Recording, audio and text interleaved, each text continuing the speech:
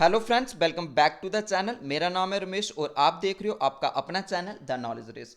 Friends, आज की इस वीडियो में हम लोग डिस्कस करने वाले हैं मोस्ट एक्सपेक्टेड एमसीक्यूज जो इंडियन इकोनॉमिक्स से हैं। और ये अलग अलग डिफरेंट कम्पिटिटिव एग्जाम जो हुए हैं, बहुत बार इनमें से क्वेश्चन जो है कम्पिटिटिव एग्जाम में पूछे गए हैं। मैं एक एक ऑप्शन को डिटेल में डिस्कस करता जाऊंगा और आपके जो ये एमसीक्यू हैं इसके साथ साथ बहुत सारे एमसीक्यू और भी आपके निकलेंगे। और आप खुद से भी आंसर देने की कोशिश कीजिए कि लास्ट में कमेंट सेक्शन में जरूर बताइए कि आपके कितने क्वेश्चन जो है ठीक हुए हैं और आप खुद को एनालाइज कर पाओगे कि इन टॉपिक्स को अभी और कितनी डेप्थ से पढ़ने की जरूरत है।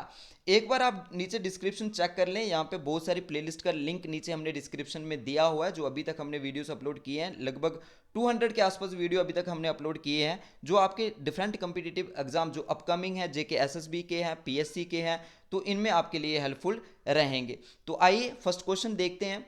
फ्रेंड्स, आज का जो हमारा पहला क्वेश्चन है वो है economic growth measure and increase in. Economic growth को जब हम मेजर करते हैं इनमें से क्या बढ़ना चाहिए तो हमारी इकोनॉमी जो है वो ग्रो कर रही होती है। तो मैं पहले ऑप्शन को थोड़ा सा डिस्कस करता हूँ, फिर मैं आपको इसका आंसर भी बताता हूँ और आप खुद भी वीडियो को पॉज करके इनके आंसर देने की कोशिश कीजिएगा। Potential GDP, real GDP, nominal GDP और actual GDP. Friends, potential GDP का मतलब होता है कि अगर हम इकोनॉमिक के रिसोर्सेज को पूरा यूटिलाइजेशन करें और हमारे जो बेस्ट आइडियाज़ हैं उनको इम्प्लीमेंट करें, बैड आइडियाज़ को निकालें, तो ये एक इमेजिनरी हो जाता है कि हमारी जीडीपी जो है वो क्या रहेगी। दूसरा, रियल और नॉमिनल जीडीपी, जो आपने बहुत बार जो है एग्जाम में भी देखा होगा, रियल जीडीपी क्या होता है, नॉमिनल जीडीपी क्या होता है, और एक्चुअल जीडीपी कहीं ना कहीं हम उसको जो है वो रियल जीडीपी ही बोलते हैं। तो ये जो इसका एक्चुअल जीडीपी, तो हम इसको साइड पे रखते हैं। तो जीडीपी नॉमिनल और जीडीपी जो है रियल जीडीपी क्या होता है। जीडीपी की फुल फॉर्म आपको पता है कि ग्रॉस डोमेस्टिक प्रोडक्ट होता है। तो ये जो ग्रॉस डोमेस्टिक प्रोडक्ट होता है तो इसी के अंदर जो है यानी जी और डी और पी, पी तो आ गया प्रोडक्शन के लिए, डी आ गया डोमेस्टिक यानी जो हमारी बाउंड्री है, हमारी टेरिटरी है, उसके अंदर जो भी हम चीज़ों को प्रोड्यूस कर रहे हैं, और ग्रॉस होता है उसका टोटल। तो इसका टोटल जब हम जीडीपी को अगर हम नॉमिनल जीडीपी पे हम लोग देखते हैं तो नॉमिनल जो हमारी जीडीपी है जी हमारी जो होती है करंट जीडीपी, ठीक है। ये करंट प्राइस पे जीडीपी जो हम देखते हैं तो उसको हम नॉमिनल जीडीपी पूछते हैं। बहुत बार ये कॉम्पिटिटिव में पूछा जाता है जीडीपी एट करंट प्राइस जो होता है उसको हम क्या बोलते हैं, तो वो होता है नॉमिनल जीडीपी। नॉमिनल जीडीपी के अंदर हम क्या देखते हैं कि क्यों हम स्टैंड करते हैं जो जितनी भी क्वांटिटी में प्रोडक्ट को बनाते हैं और उसको मल्टीप्लाई कर देते हैं प्राइस के साथ। जैसे हमने 2020-21 का देखना है, 2020 और 21 को 2020 और 21 की अगर हमने जीडीपी देखनी है तो जे हम देखेंगे कि हमारी 2020-21 में प्रोडक्शन कितनी हुई और 2020-21 में उसके प्राइस कितने थे, उसको हम जो है कैलकुलेट करके देख लेंगे। तो ये हमारा जो है करंट प्राइस पे आ जाता है। देखो यहाँ पे दो चीज़ें होती हैं। एक, अगर हम कैलेंडर ईयर की बात करें तो 1 जनवरी से वो स्टार्ट होता है और 31 दिसंबर तक जाता है। अगर हम दूसरा फाइनेंशियल ईयर की बात करें तो यहाँ पे हमारे इंडिया में 1 अप्रैल से ये स्टार्ट होता है और ये जाता है 31 मार्च तक। तो हम जिस भी तरीके से इसको देखें, चाहे कैलेंडर ईयर पे देखें, जहां हम फाइनेंशियल ईयर पे देखें, तो हम इसको निकाल सकते हैं। और जीडीपी को अगर हम जो है दूसरे तरीके से जो है मतलब क्वार्टरली बेसिस पे ऊपर भी निकाल सकते हैं। तो ये जो सारा होता है कि 2020-21 में हम कैलेंडर जहाँ फाइनेंशियल ईयर पे ले रहे हैं तो देखेंगे कि उसकी कितनी प्रोडक्शन हुई है और 2020-21 में प्राइस कितने। मान लो कि हम एप्पल की प्रोडक्शन यहाँ पे 100 किलो हुई है और एप्पल का प्राइस कितना था, यहाँ पे 50 रुपये था। तो टोटल कितना हो गया हमारे पास जो है वो आ गया 500 रुपया, 5,000 सॉरी। जब 5000 जो हमारी है जे आगे जीडीपी जो हमारी थी, नॉमिनल जीडीपी आ गई। और नॉमिनल जीडीपी में जो है नॉमिनल जीडीपी को हम जो है करंट प्राइसेस पे देखते हैं तो ये आ गया। अगर इसी के साथ हम लोगों ने जो है रियल जीडीपी को निकालना है तो कैसे निकालेंगे। रियल जीडीपी में हम लोग क्या देखेंगे, क्वांटिटी। जैसे 2020-21 में यही मान के चलते हैं कि 100 किलो एप्पल हुआ और उसका प्राइस क्या लेंगे फ्रेंड्स, प्राइस हम बेस ईयर लेंगे। बेस ईयर होता है कि जिस साल के साथ हम उसको कंपेरेटिवली देखना चाहते हैं कि पिछले पहले इसका प्राइस क्या था। 2000 जैसे 16-17 में इसका प्राइस क्या था, जहां अभी जो करंटली इंडिया में मतलब बेस ईयर चेंज करने की बात भी चल रही है, लेकिन इसको जो है 11-12 पे ही देखा जाता है। तो 11-12 में देखना है कि एप्पल के प्राइस कितने थे। मान लो कि उस टाइम एप्पल के प्राइस अगर 10 रुपए थे तो टोटल जीडीपी कितना हो गया, फिर ये 1,000 हो गया।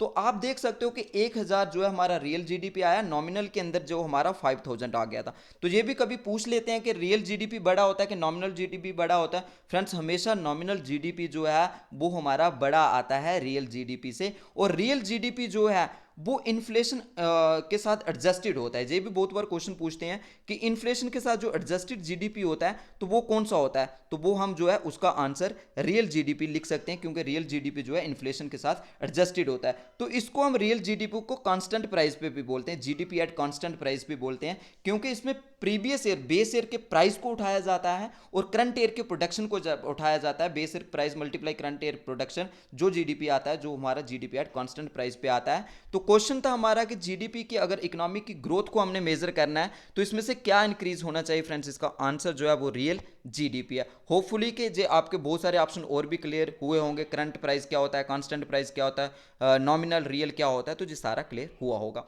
इसके साथ ही सेकंड जो हमारा क्वेश्चन है वो जो है, which of the following topic comes under the scope of micro economics. Economics को हम दो चीजों में मेजर करते हैं, अगर इसमें आई को हटा दें हम तो एम ए लिखें तो वो हमारा macro, M A C R O, ये पूरा मैक्रो इकोनॉमिक हमारा बन जाएगा। आई और ए का ही यहाँ पे डिफरेंस है। तो माइक्रो इकोनॉमिक्स में क्या होता है कि हम चीज़ों को इंडिविजुअल लेवल पे देखते हैं, हम चीज़ों को जो है हाउस होल्ड वाइज देखते हैं, हम मतलब सिंगल यूनिट वाइज चीज़ों को जो है स्टडी करते हैं, एक लोअर लेवल पे चीज़ों को स्टडी करते हैं, तो वो माइक्रो इकोनॉमिक्स के अंदर आता है। जब हम मैक्रो की बात करते हैं तो मैक्रो जो है वो बड़ा होता है, क्योंकि हम यहाँ पे नेशनल लेवल पे बात करते हैं, इंटरनेशनल ट्रेड की बात करते हैं, तो ये सारी चीज़ें हम यहाँ पे डिस्कस करते हैं। तो इन्होंने यहाँ पे लिखा है कि माइक्रो इकोनॉमिक्स के अंदर क्या आता है, देखो ट्रेड बैलेंस हम लोग इंटरनेशनली देखते हैं कि कितना एक्सपोर्ट इंपोर्ट हुआ, तो ये नेशनल लेवल पे बात कर रहे हैं, तो ये तो बड़ी टर्म है, तो ये तो हमारा मैक्रो के अंदर आएगा। इन्फ्लेशन जो होता है, महंगाई कितनी है, तो महंगाई जो है पूरे हम इकोनॉमिक के अंदर देखते हैं कि कितनी महंगाई इस टाइम चल रही है, महंगाई दर क्या चल रहा है, तो इन्फ्लेशन भी जो हम नेशन वाइज देखते हैं, तो ये भी मैक्रो का पार्ट है।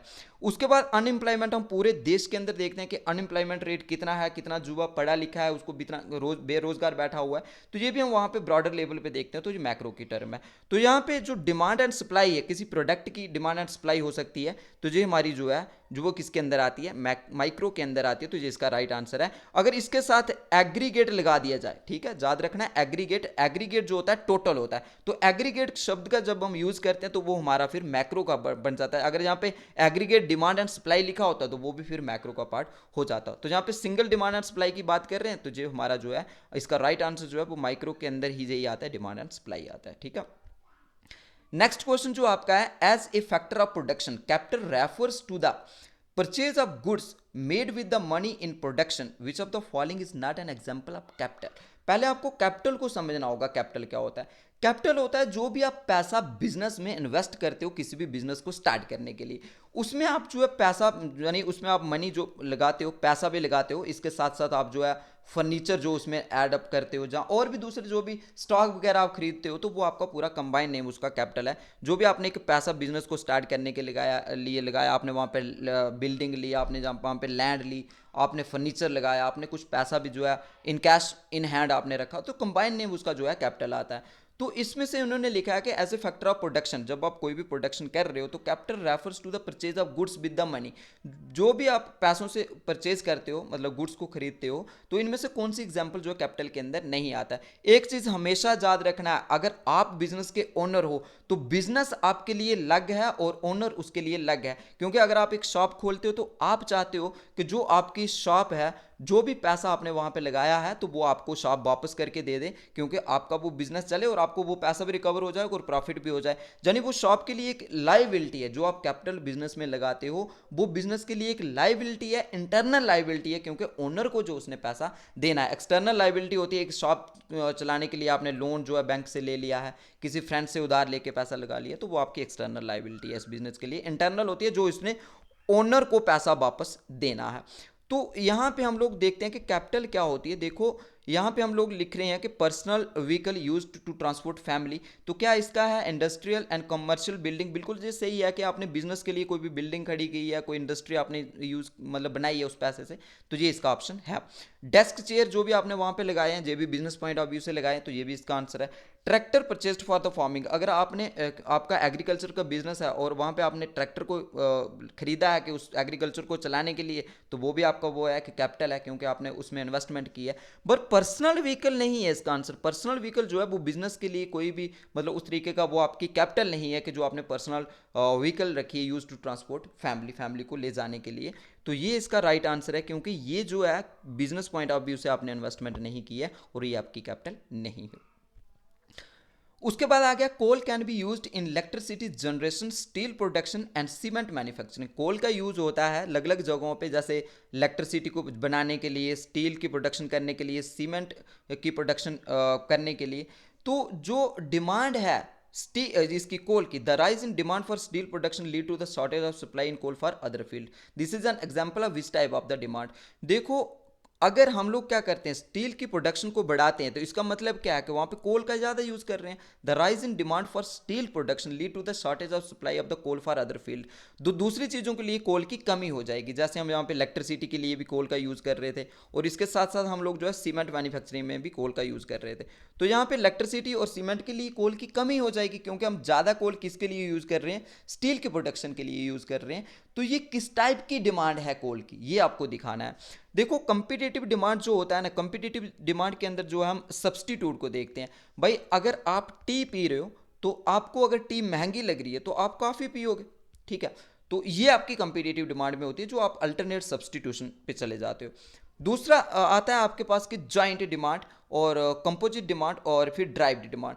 जॉइंट डिमांड के अंदर आता है कि आप क्या करते हो कि जैसे एक साथ डिमांड की जाती है। अगर आप पेन का यूज कर रहे हो, तो पेन के साथ साथ आप इंक का भी यूज करोगे, क्योंकि बिना इंक के तो पेन कुछ भी नहीं है। तो आप पेन के साथ साथ क्या करोगे, इंक की भी डिमांड करोगे, क्योंकि बिना इंक के पेन आपका चलेगा नहीं। तो एक साथ आप डिमांड करोगे इन दोनों को, तो ऐसी डिमांड को हम जॉइंट डिमांड बोलते हैं।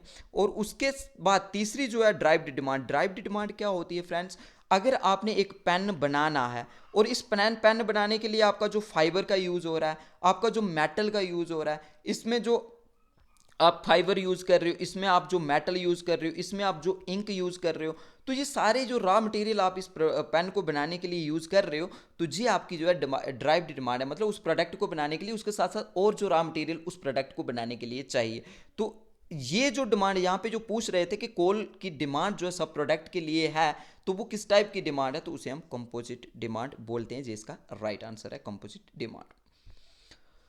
विच of the following is an example of expansionary fiscal policy. Expansionary fiscal policy friend क्या होता है, देखो, फिस्कल पॉलिसी सबसे पहले आपको पता होना चाहिए पहले फिस्कल पॉलिसी कौन लाता है। तो ये बहुत बार पूछते हैं कि फिस्कल पॉलिसी आरबीआई लाता है या गवर्नमेंट लाती है, तो फिस्कल पॉलिसी को हमेशा गवर्नमेंट लाती है। ये जो फिस्कल पॉलिसी, आप बजट तो सुना होगा, ठीक है, बजट आपने सुना होगा हर साल, मतलब जो हमारा पार्लियामेंट के अंदर एक बजट जो है पेश होता है, तो ये बजट आपने सुना होगा। तो ये जो है, ये आपकी फिस्कल पॉलिसी बजट जो है, वर्ड कॉन्स्टिट्यूशन के अंदर nowhere mention the word budget, budget कहीं पे भी मेंशन नहीं है। बट 112 जो आर्टिकल हमारा है इंडियन कॉन्स्टिट्यूशन का 112, 112 आर्टिकल जो है, उसके अंदर लिखा गया कि एनुअल फाइनेंशियल स्टेटमेंट। तो एनुअल फाइनेंशियल जो स्टेटमेंट होती है, उसी में हम लोग उसे बजट बोलते हैं, और बजट तो कहीं पे भी मेंशन नहीं है कॉन्स्टिट्यूशन के अंदर। तो एनुअल फाइनेंशियल स्टेटमेंट के अंदर क्या होता है, एक तो सरकार टैक्स लेती है, और दूसरा सरकार जो है अपनी इनकम को देखती है। इनकम जो वो टैक्स के फॉर्म में लेती है, और सॉरी, इसमें सरकार क्या करती है, एक तो टैक्स लगाती है, और दूसरा सरकार यहाँ पे एक्सपेंडिचर करती है। और एक्सपेंडिचर जो सरकार करती है, तो ये उसके जो भी पैसा उसके पास आया होता है, वो पैसा कहाँ से आता है, टैक्स की फॉर्म में आता है। तो टैक्स जो सरकार के पास आता है, वो टैक्स सरकार इन्वेस्ट करती है एक्सपेंडिचर के रूप में। तो इसमें बैलेंस के लिए सरकार जो है बजट लेके आती है कि हमें एक्सपेंडिचर कितना करना है, और टैक्स कहाँ कहाँ से हमें आएगा, हमारा सोर्स ऑफ इनकम जो है वो कहाँ से होगा। तो जी जनरली फिस्कल पॉलिसी होती है जो सरकार लाती है। सर, फिस्कल पॉलिसी जो है एक्सपेंशनरी और कॉन्ट्रैक्शनरी भी आपको समझना पड़ेगा। एक्सपेंशनरी होता है जब सरकार ज़्यादा पैसा मार्केट के अंदर धकेलती है, तो कैसे धकेलेगी वो, मतलब ज़्यादा से ज़्यादा प्रोजेक्ट को स्टार्ट करेगी, कोई ब्रिज बनाएगी, हाईवे बनाएगी, वहाँ पे लोगों को एम्प्लॉयमेंट मिलेगा, तो लोगों के पास पैसा आएगा। और कॉन्ट्रैक्शनरी इसका उल्टा होता है कि जब सरकार लोगों से पैसा लेती है, तो कैसे लेगी, टैक्स को बढ़ा देगी। सरकार टैक्स बढ़ाएगी तो ज़्यादा से ज़्यादा पैसा सरकार के पास जाएगा, लोगों के पास पैसा कम बचेगा।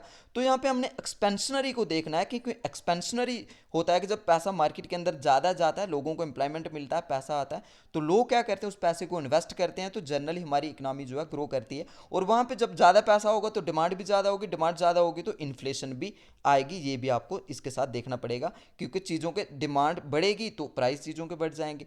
तो कॉन्ट्रैक्शनरी जब फिजिकल पॉलिसी में दूसरा जब सरकार इस टूल का इस्तेमाल करती है, कॉन्ट्रैक्शनरी के अंदर क्या होता है, यहाँ पे सरकार मार्केट से पैसा लेती है और अपने प्रोजेक्ट को, जो हाईवे बना रही है, बिल्डिंग्स बना रही है, रोड बना रही है, उसको कम बनाना शुरू करेगी और लोगों से टैक्स रेट को बढ़ा देगी, क्योंकि पैसा लोगों से सरकार के पास आएगा और लोग डिमांड कम करेंगे तो इन्फ्लेशन आस्ता आस्ता क्या होगी, कम होना शुरू हो जाएगी। तो जनरली यहाँ पे जो पूछा गया था वो था एक्सपेंशनरी फिजिकल पॉलिसी का क्या है, इंक्रीजिंग इनकम टैक्स रेट। देखो सरकार टैक्स बढ़ाएगी तो जनरली पैसा लोगों के पास नहीं रहेगा, लोगों से पैसा सरकार के पास जाएगा, तो ये तो कॉन्ट्रैक्शनरी होगी, ये तो एक्सपेंशनरी है नहीं।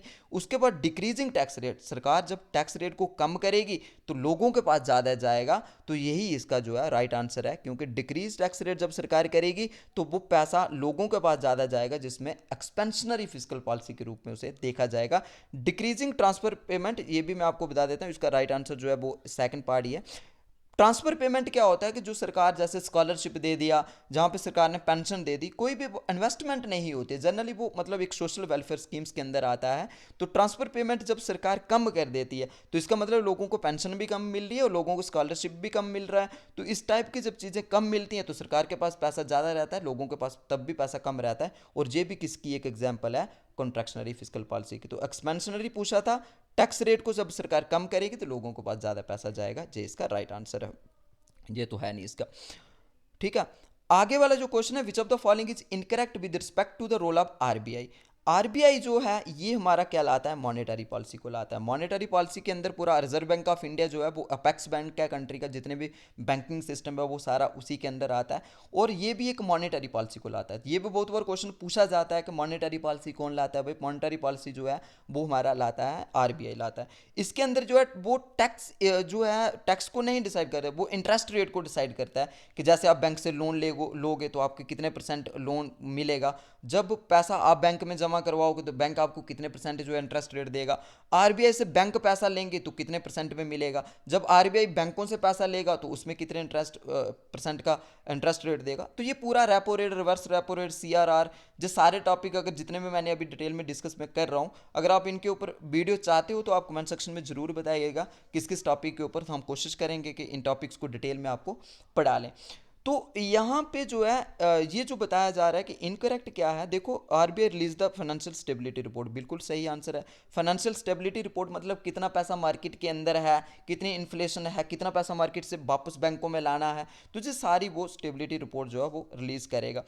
दूसरे को मैं बाद में डिस्कस करता हूँ, release monetary policy. Monetary policy तो भाई गवर्नमेंट लाती है, अभी हमने देखा, तो ये तो आरबीआई लाता नहीं है। उसके बाद monetary stability, one of the foremost objective of the monetary stability को लाना, मतलब मार्केट के अंदर पैसा उतना ही रहे, अगर ज़्यादा पैसा रहेगा तो लोग डिमांड ज़्यादा करेंगे तो इन्फ्लेशन बढ़ जाएगी, अगर मार्केट के अंदर पैसा कम होगा लोग डिमांड कम करेंगे तो प्राइस जो है चीज़ों के वो कंट्रोल में रहेंगे, क्योंकि डिमांड कम होगी तो जनरली इन्फ्लेशन भी कम होगी। तो ये सारा कुछ जो है आरबीआई इस चीज़ को भी देखता है। तो यहाँ पे जो इसका राइट आंसर है, इनकरेक्ट स्टेटमेंट है जो RBI mint coins and notes. देखो नोट्स तो आरबीआई बनाता है, बट मिंट कॉइन्स जो है जो गवर्नमेंट बनाता है फ्रेंड्स, ये आरबीआई नहीं बनाता है। तो कॉइन्स को बनाने की जो मतलब जिसके पास ये अधिकार है तो वो गवर्नमेंट के पास है। तो इसका राइट आंसर जो है इनकरेक्ट स्टेटमेंट इसकी सेकंड ही है, ये इसका राइट आंसर है। चलिए नेक्स्ट देखते हैं, इन what kind of the inflation do businesses transfer their increasing cost of production onto the consumer। Friends ये क्वेश्चन हमने अपने कम्युनिटी टैब में भी पूछा हुआ था। अगर आपको कम्युनिटी टैब नहीं पता है तो आप हमारा यूट्यूब चैनल खोलिए, सर्च कीजिए द नॉलेज रेस, जिस चैनल आपको मिल जाएगा। उसके बाद चैनल के ऊपर क्लिक करने के बाद आपको पूरा चैनल खुल जाएगा, वहाँ पर आपको होम दिखेगा, वीडियो दिखेगा, प्लेलिस्ट दिखेगा और कम्युनिटी दिखेगा। कम्युनिटी के ऊपर क्लिक करके नीचे हम डेली बेसिस पे एमसीक्यू पूछते हैं, जो आपके लिए अलग अलग कॉम्पिटिटिव एग्जाम जो आने वाले हैं उनके लिए बहुत ही हेल्प आपको करेंगे। और ये क्वेश्चन हमने कल यहाँ पे कम्युनिटी टैब में भी पूछा हो, तो बहुत सारे बच्चों ने इसका आंसर जो है गलत दिया है। अब मैं आपको एक्सप्लेन करके बताता हूँ कि इसका आंसर क्या था। कोई भी बिजनेस जब उसकी कास्ट ऑफ प्रोडक्शन बढ़ जाती है, मान लो कि एक कोई कंपनी है, फैक्ट्री है, वो पेन बनाती है, अब पेन की कास्ट जो है वो बढ़ गई। कैसे बढ़ेगी, मान लो कि जो लेबर पहले ये फैक्ट्री यूज़ करती थी, लेबर उसको सस्ती मिल जाती है, अब लेबर महंगी मिलने लगी। लेबर के साथ साथ मान लो कि जो बिल्डिंग का वो रेंट फैक्ट्री देती थी वो भी बढ़ गया। तो जहाँ सरकार ने जो है टैक्स रेट को बढ़ा दिया तो टैक्स अब कंपनी ज़्यादा दे रही है, तो जनरली क्या हो रहा है, उसका कास्ट ऑफ प्रोडक्शन जो है वो बढ़ गया है। तो कास्ट ऑफ प्रोडक्शन बढ़ने के कारण क्या हुआ, पेन की कास्ट भी बढ़ जाएगी। मान लो कि पेन को पहले 10 रुपये का मिल रहा था, अब उसकी प्रोडक्शन कास्ट तो बढ़ गई, लेबर महंगी हो गई, रेंट महंगा हो गया, इलेक्ट्रिसिटी के चार्जेस बढ़ गए, तो इस कारण जो है कम फैक्ट्री ओनर जो है वो खुद अपनी जेब से तो देगा नहीं, वो एडअप कर देगा। पेन की कास्ट मान लो कोई 12 रुपये हो गई है, तो ये 12 रुपये जो किससे लिए जाएंगे, जो उस पेन को खरीदने वाला है, यानी कंज्यूमर से जो पैसे लिए जाएंगे। तो ये किस टाइप की जो है हम लोग इन्फ्लेशन देखते हैं कि जो कास्ट ऑफ प्रोडक्शन बढ़ जाती है। तो देखो प्रोडक्शन पुश इन्फ्लेशन फ्रेंड्स ये होता नहीं है, डिमांड पुश इन्फ्लेशन ये भी नहीं होता है। ये दो टॉपिक है, डिमांड पुल इन्फ्लेशन और कास्ट पुश इन्फ्लेशन। इसका राइट आंसर जो है कास्ट पुश इन्फ्लेशन है, क्योंकि कास्ट ऑफ प्रोडक्शन बढ़ने के कारण उस चीज़ का प्राइस जो है वो बढ़ा है। दूसरा मैं डिमांड पुल इन्फ्लेशन भी आपको बता देता हूँ। डिमांड पुल इन्फ्लेशन क्या होती है, जनरली आप कई बार देखते हो जैसे प्याज के ऑनियन जो है उसके दाम जो है बढ़ गए, ऑनियन के बढ़ गए। कारण क्या होता है, उसकी डिमांड मार्केट के अंदर बहुत ज़्यादा होती है, बट सप्लाई जो उसकी बहुत ही कम होती है। तो सप्लाई कम हो, डिमांड ज़्यादा हो, तो लोग ज़्यादा पैसे दे के उस चीज़ को भी खरीदना शुरू कर देते हैं। तो इसलिए वो डिमांड पुल इन्फ्लेशन हो जाती है, क्योंकि डिमांड उसकी बढ़ती जा रही है बट उसकी सप्लाई उतनी नहीं आ रही है, तो इसलिए लोग जो है महंगे दाम पे भी उस चीज़ को खरीदना शुरू कर देते हैं। तो इसका राइट आंसर जो था वो तो कास्ट पुश इन्फ्लेशन था, और डिमांड पुल इन्फ्लेशन क्या होती है वो मैंने आपको बता दिया। इसका राइट आंसर ये है। क्वेश्चन नंबर 8 जो है, what kind of economic process government dilute its stake in the public sector enterprises. देखो ये किस टाइप की जो है प्रोसेस है जो गवर्नमेंट अपना स्टेक जो है वो कम करती है। देखो एक एग्जांपल मैं आपको बताता हूँ। इंडिया किस टाइप की इकोनॉमी है, मिक्स्ड इकोनॉमी है। बहुत बार जो है एग्जाम में क्वेश्चन पूछा गया है कि इंडिया किस टाइप की इकोनॉमी है, मिक्स्ड इकोनॉमी है, ठीक है। मिक्स्ड इकोनॉमी के अंदर जो है इंडिया में क्या होता है, यहाँ पे गवर्नमेंट सेक्टर जो है मतलब गवर्नमेंट की भी कंपनी है और इसके साथ साथ प्राइवेट भी कंपनी है। और कई बार क्या होता है कि गवर्नमेंट और प्राइवेट मिक्सड अप करके काम करते हैं। कुछ पैसा मतलब गवर्नमेंट लगाती है और कुछ पैसा जो है उसमें प्राइवेट लगाते हैं और एक कंपनी को खड़ा कर देते हैं। उस कंपनी का मालिक कौन रहेगा, जिसने 50% से ज़्यादा इन्वेस्टमेंट की होगी, मतलब जिसकी 51% इन्वेस्टमेंट होगी। और जिसकी भी 51%, मान लो कि 100 रुपये की कंपनी है और जिसने उसमें 51 रुपीज़ लगाए हैं वो उसका ओनर रहेगा, और जिसका पार्टनर रहेगा जिसने उसमें 49 या उससे कम पैसा लगाया, ठीक है, जिसने उसमें 49 या उससे कम पैसा लगाया वो उसका पार्टनर तो रहेगा, बट ओनरशिप उसके पास नहीं रहेगी। ओनरशिप रहेगी 50% या उससे 51% या उससे ज़्यादा की। अब कई बार क्या होता है कि सरकार की एक कंपनी है और कोई भी कंपनी है, तो मान लो कि सरकार ने उसमें 90% जो है पैसा सरकार का लगा हुआ है और उसमें 10% पैसा जो है किसी प्राइवेट या किसी और ने लगाया हुआ है। और सरकार चाहती है कि उसका प्रॉफिट तो हो नहीं रहा, जैसे सरकार अभी अलग अलग चीज़ों को बेचती जा रही है, एयर इंडिया को भी बेच दिया, उसके बाद रेलवे की भी बात कर रही है कि उसको भी बेचना, और भी बहुत सारी कंपनियां जो है सरकार बेच रही है। तो इसमें क्या कर रही है, जनरली सरकार अपना जो है शेयर उसमें कम कर रही है। मान लो कि सरकार चाहती है कि अभी भी ओनरशिप मेरे पास ही रहे, मतलब 60% मैं ही इसके मतलब पैसा रहे, लेकिन मैं 90% से कम करके 60% पैसा इसमें अभी इन्वेस्ट करना चाहती हूँ, और ये 30% का स्टेक मैं अपना बेचना चाहती हूँ। और जो कोई भी प्राइवेट इन्वेस्टर आके इसको इतना पैसा दे के सरकार से ले लेगा। तो ये जनरली किस टाइप की जो है उसको हम इकोनॉमिक प्रोसेस बोलते हैं कि जो सरकार अपना जो है शेयर उसमें कम कम करती है। तो मर्जर होता है कि दो या दो से ज़्यादा कंपनियों को मर्ज करके मतलब इकट्ठा कर देना, ये तो होता नहीं है। और सेल तो है नहीं, क्योंकि सेल तो लॉन्ग टर्म, जो भी स्टॉक आपने जो किसने बिजनेस पॉइंट ऑफ व्यू से खरीदा है उसको आप सेल कर सकते हो, और वो तो इसका हो नहीं सकता। और डिसइन्वेस्टमेंट है इसका right answer. Most important question है, ऐसे क्वेश्चन जेके एसएसबी या पीएससी पूछता है, और ये डिसइन्वेस्टमेंट है, जब अब इन्वेस्टमेंट तो अभी भी है उसमें बट अपनी इन्वेस्टमेंट को क्या कर दिया, थोड़ा कम कर दिया। तो डिसइन्वेस्टमेंट इसका राइट आंसर है। Physical policy measure are use to stabilise the economy of a country, which of the following represent the physical policy measure. देखो फिजिकल पॉलिसी को अभी हमने देखा कि गवर्नमेंट इसको लाती है, और जो बजट ही होता है जनरली जो हर साल सरकार लेके आती है। तो इसमें जो है physical policy measure are use to stabilise the economy of a country, which of the following represent the physical policy measure. मतलब इकोनॉमी को स्टेबलाइज करने के लिए सरकार फिजिकल पॉलिसी लेके आती है, और इनमें से कौन सा जो है फिजिकल पॉलिसी का मेजर है। परचेजिंग गवर्नमेंट सिक्योरिटी बिल्कुल गलत आंसर, क्योंकि गवर्नमेंट सिक्योरिटी को परचेज करना या सेल करना ये किसका, आरबीआई का काम होता है, ठीक है। तो ये इसके अंदर आता नहीं है। टैक्स कट, ठीक है, टैक्स तो सरकार ही लगाती है, अभी तो हमने पीछे पढ़ा, क्योंकि सरकार टैक्स और एक्सपेंडिचर दो ही तो करती है, तो टैक्स सरकार का काम है। रिड्यूसिंग सीआरआर, देखो सीआरआर की फुल फॉर्म अगर लिखनी है तो आप लिख लो कैश रिजर्व रेशो, ठीक है, कैश रिजर्व रेशो। तो ये सीआरआर की फुल फॉर्म है कैश रिजर्व रेशो। ये कैश रिजर्व रेशो जो है ये आरबीआई का टूल है, मतलब जितना भी पैसा बैंक के पास जमा होता है, मान लो कि हम एसबीआई की बात करते हैं, तो अगर बैंक एसबीआई के पास 100 रुपया जमा होता है, तो सर कुछ आरबीआई बोलेगा कि इसका 3% या 4% ये तो चेंज होता रहता है। मैं एक एग्जाम्पल के लिए बोलता हूँ कि 4% अगर है, तो ये time to time RBI change करता रहता है। तो अभी प्रेजेंटली कितना चल रहा है आप इसको सर्च करके देख लेना। तो अगर मैं 4% बोलता हूँ तो इसका मतलब क्या है कि 100 रुपये का एसबीआई को किसको देना है, आरबीआई को। जो 4 रुपये किसको देने हैं, उसने आरबीआई को देने हैं। और ये किस फॉर्म में होगा, सीआरआर की फॉर्म में होगा, कैश रिजर्व रेशो। और जे आरबीआई अपने पास रखेगा। कभी भी कोई बैंक के ऊपर कोई क्राइसिस आता है तो उस टाइम इस पैसे का यूज करके बैंक को बचाया जा सकता है। नहीं तो अब बैंक भी डूबेगा, उसके साथ साथ उसके हजारों एम्प्लॉइज भी डूबेंगे, अनएम्प्लॉयमेंट रेट फिर से बढ़ेगा। तो ये इस 4% के ऊपर कई बार क्वेश्चन पूछता है कि सीआरआर के ऊपर आरबीआई जो है वो बैंकों को टैक्स मतलब इसके ऊपर इंटरेस्ट देता है, तो आरबीआई कोई भी इंटरेस्ट इसके ऊपर नहीं देता। वो सिर्फ पैसा लेके अपने पास रख लेगा एज ए सिक्योरिटी, इसके ऊपर इंटरेस्ट बैंक को बिल्कुल भी नहीं देगा। तो ये जो सीआरआर है, तो ये भी किसका काम है जी, आप जी जो हमारा आरबीआई है उसका काम है। इंक्रीजिंग गवर्नमेंट स्पेंडिंग, बिल्कुल गवर्नमेंट स्पेंडिंग तो करती है। अभी हमने देखा प्रोजेक्ट बनाएगी, मतलब बहुत सारे highways, road, building, hospital, school बनवाएगी, तो ये गवर्नमेंट स्पेंडिंग करती है। तो जिसमें क्या होता है, एम्प्लॉयमेंट रेट बढ़ता है, लोगों को एम्प्लॉयमेंट मिलता है और मनी का जो है मार्केट के अंदर सप्लाई होता है। तो ये दो काम जो है वो करता है। तो इसमें से करेक्ट आंसर ढूंढना हमने, एक तो सेकंड है इसका, तो एक 4 है।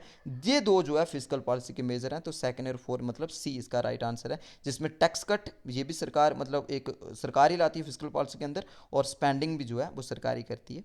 और आज के सेशन का last question friends, price of one currency in terms of another currency को हम कैसे देखते हैं।